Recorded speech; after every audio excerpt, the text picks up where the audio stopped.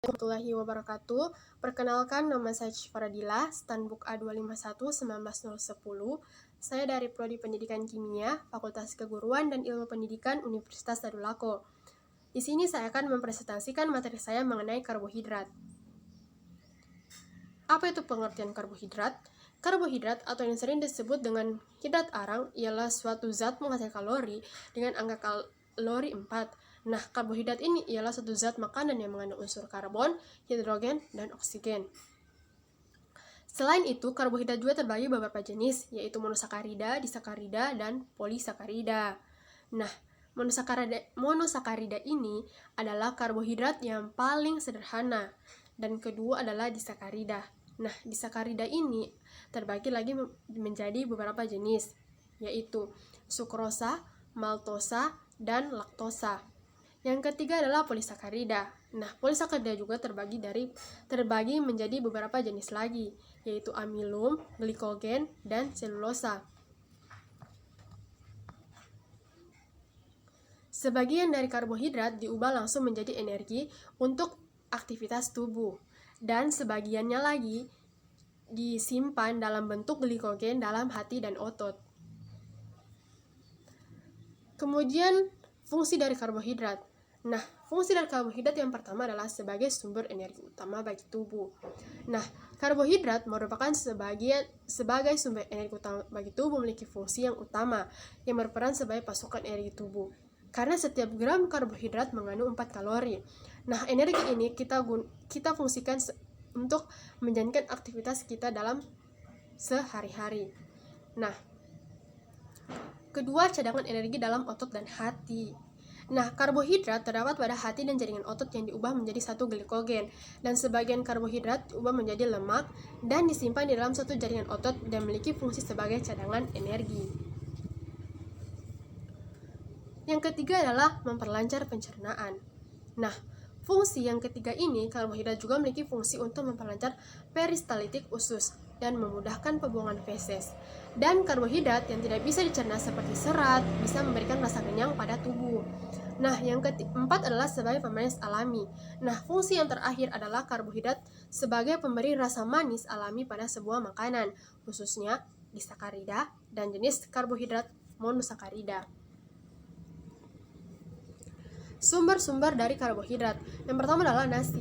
Nasi putih adalah sumber karbohidrat utama yang menjadikan makanan pokok di banyak negara, terutama Indonesia. Dalam satu porsi nasi putih seukuran mangkok 180 gram itu setidaknya tergantung 550 gram karbohidrat. Nah, karbohidrat dalam nasi putih lebih banyak terdiri dari gula, pati, dan ketimbang serat. Selain nasi putih, nasi merah juga merupakan sumber-sumber dari karbohidrat lainnya yang tentunya memiliki manfaat yang lebih baik daripada nasi putih.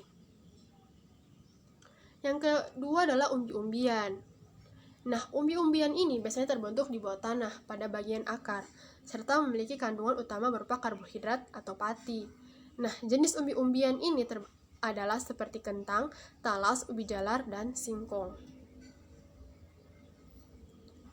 Kemudian bagian C adalah kacang-kacangan. Nah, kacang-kacangan juga seperti kacang putih, kacang lentil, kacang merah, kacang hijau, kacang buncis, hingga kacang polong ternyata juga termasuk dalam makanan sumber karbohidrat yang baik.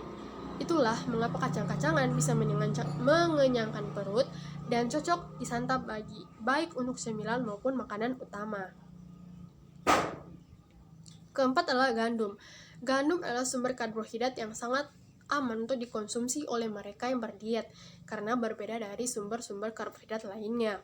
Nah, gandum lebih natural dan memiliki kandungan nutrisi yang lebih lengkap. Nah, biasanya kita menyantap gandum dalam bentuk roti atau sejenisnya. Nah, gangguan kelebihan dari karbohidrat. Yang pertama, penyakit diabetes mellitus.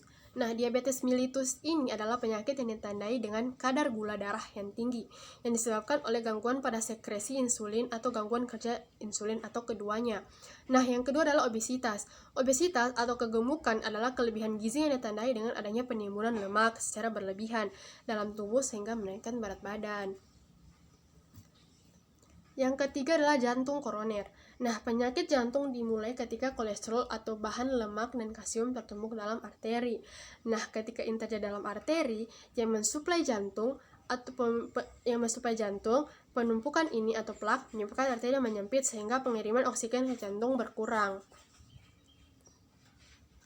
Yang kemudian adalah gangguan kekurangan karbohidrat. Nah, gangguan kekurangan karbohidrat yang pertama adalah berat badan turun. Nah, karena karbohidrat merupakan sumber energi utama, maka sudah pasti jika Anda kekurangan karbohidrat, berat badan Anda akan turun. Selain itu juga tubuh akan kekurangan cairan. Yang kedua adalah rentan terhadap flu. Nah, kekurangan karbohidrat menyebabkan daya tahan tubuh Anda lemah. Lemahnya daya tahan tubuh akan membuat Anda mudah terkena penyakit flu. Tubuh juga akan mengalami lemas, mulut kering, mual, dan pusing. Yang ketiga adalah mudah terkena penyakit jantung dan obesitas. Sebuah studi yang diterbitkan pada tahun 2014 mengatakan jika tubuh kekurangan karbohidrat, maka tubuh akan rentan terhadap penyakit berat seperti jantung dan diabetes. Menurut American Heart Association, kekurangan karbohidrat akan meningkatkan kadar kolesterol dan memicu risiko jantung, diabetes, maupun stroke. Yang keempat, menyebabkan tubuh cepat lemah, letih, dan lesu. Nah, selain karbohidrat sebagai sumber utama energi, karbohidrat juga berperan aktif dalam meningkatkan daya tahan tubuh. Ketika tubuh kekurangan karbohidrat, ini dapat memicu menurunnya energi dalam tubuh dan menyebabkan tubuh cepat menjadi letih, lemah, dan lesu. Nah, kemudian bagian kelima adalah mudah terkena depresi. Nah, karena karbohidrat berperan dalam menjaga tingkat senyawa kimia, serotonin yang berfungsi sebagai menjaga emosi dalam otak. Jika kekurangan senyawa ini akan meningkatkan risiko depresi. Nah, tadi adalah pemaparan materi saya mengenai karbohidrat.